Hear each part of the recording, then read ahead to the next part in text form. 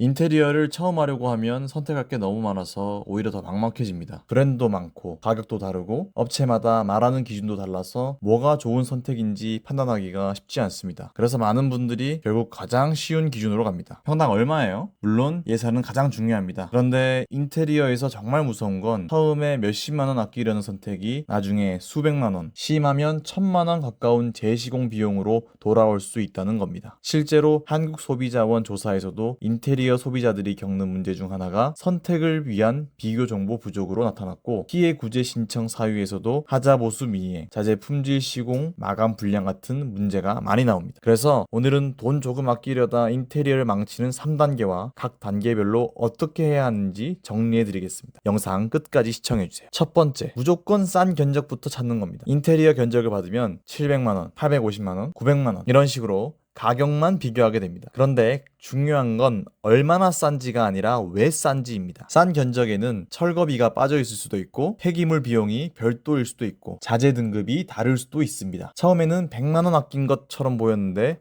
막상 공사가 시작하고 나면 이건 추가입니다, 이건 별도입니다 하면서 비용이 계속 붙는 경우가 있습니다. 해결책은 간단합니다. 싼 업체를 무조건 피하라는 게 아니라 왜 가격이 싼지 확인해야 합니다. 견적 받을 때 최소한 3가지는 꼭 물어보세요. 철거비와 폐기물 비용이 포함되어 있는지, 사용하는 자재의 정확한 브랜드와 모델명은 무엇인지, 그리고 하자가 생기면 누가 어떻게 책임지는지입니다. 이 3가지를 확인하지 않으면 견적은 싸 보이는데 실제 총비용은 더 비싸질 수 있습니다. 원룸이나 작은 공간을 꾸미시는 분들은 어떤 바닥재를 선택할지 정말 많이 고민하시는데요. 수많은 바닥재 영상들을 보면 댓글로 결국 관리가 편한 건 장판이다, 가성비 바닥재는 장판이다, 60년 살았는데 바닥재는 역시 장판이다 라는 의견이 많았습니다. 물론 모든 집에 장판이 정답은 아닙니다. 하지만 예산, 관리의 편의성, 시공 난이도까지 고려하면 왜 많은 분들이 장판을 선택하는지 한 번쯤 알아볼 필요가 있습니다. 바닥재를 고민 중이신 분들은 아래 고정 댓글 영상을 참고해주세요. 두 번째, 집 상태를 확인하지 않고 시공 날짜부터 잡는 겁니다. 이사 날짜가 급하면 업체부터 정하고 바로 시공 일정을 잡으려고 합니다. 그런데 인테리어는 현장 상태가 정말 중요합니다.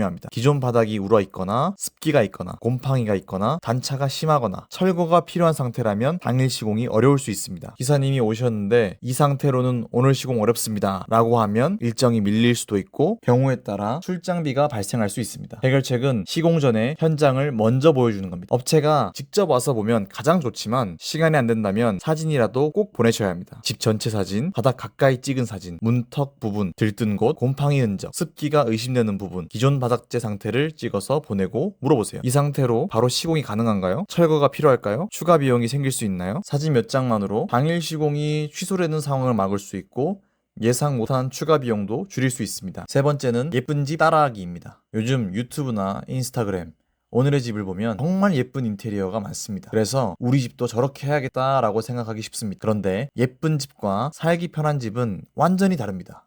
화이트톤 마루 바닥이 예뻐 보여도 반려동물이 있으면 오염이나 스크래치 관리가 힘들 수 있고, 타일이 고급스러워 보여도 관리가 어려울 수 있습니다. 집에 아이가 있다면 또 크게 다칠 수 있습니다. 유행하는 자재를 썼는데 몇 년 지나서 유행이 바뀌면 다시 바꾸고 싶어질 수도 있습니다. 해결책은 우리 집 생활 방식을 먼저 보는 겁니다. 이 집에 몇 년 살 건지, 아이나 반려동물이 있는지, 청소를 자주 할 수 있는지, 전세인지 자가인지, 나중에 원상복구가 필요한지부터 생각해야 합니다. 그 기준이 정해져야 자재, 색상, 시공 방법이 정해집니다. 결국 인테리어는 얼마나 싸게 했느냐보다 나의 생활 방식에 맞게 시공했느냐가 더 중요합니다. 평당 5만 원 아끼는 선택보다 중요한 건 5년 뒤에도 후회하지 않는 선택입니다. 아쉬움이 남으면 시간이 많이 지나더라도 왜 그때 이 선택을 했을까 하는 후회하는 경우가 더 많습니다. 인테리어는 한 번 하고 끝나는 소비가 아닙니다. 잘못된 선택은 철거 비용이 되고 재시공 비용이 되고 다시 시간과 스트레스를 들여야 하는 문제가 됩니다. 평당 5만 원 아끼는 것보다 1000만 원짜리 후회를 만들지 않는 것, 그게 인테리어에서